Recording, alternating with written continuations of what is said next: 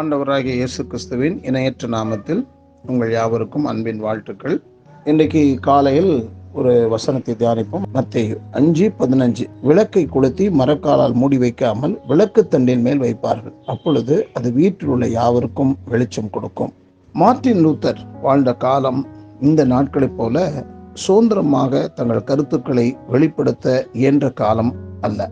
அன்றைய ரோம திருச்சபைக்கு எதிராகவோ அதனுடைய கோட்பாடுகளுக்கு எதிராகவோ ஒரு கருத்து கூறுதல் என்பது உயிரை இழக்க துணிந்து விடுவதற்கு சமமாகும். ஆயினும் மார்ட்டின் லூத்தருக்கு இறை உண்மை வெளிப்பட்ட போது அதனை பயப்படாமல் கூற துணிந்தார்.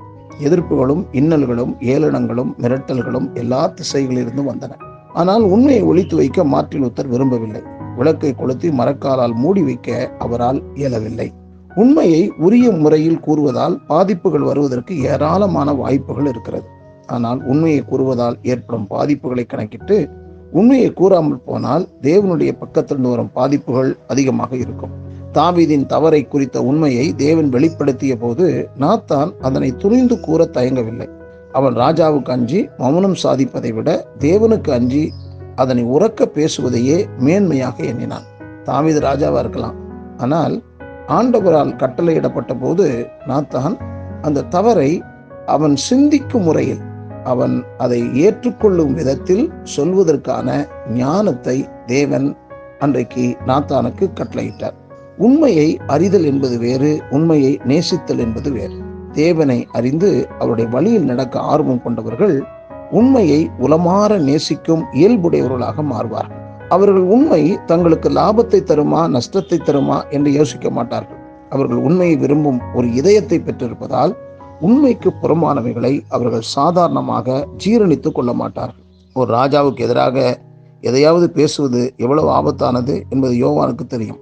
ஆனால் அவன் ஏரோதின் அடாத செயலை கண்டபோது பின் விளைவுகளை கண்டு அஞ்சாமல் துணிந்து போய் அவனுடைய பாவத்தை சுட்டிக்காட்டி தன்னுடைய தேவ பக்தியை நிரூபித்தான். ஆம், உண்மையை அறிந்தும் அறியாததைப் போல இருப்பதால் வரும் 1000 லாபங்களை விட அறிந்ததை அறிவிப்பதால் வரும் நஷ்டமே மேன்மையானது.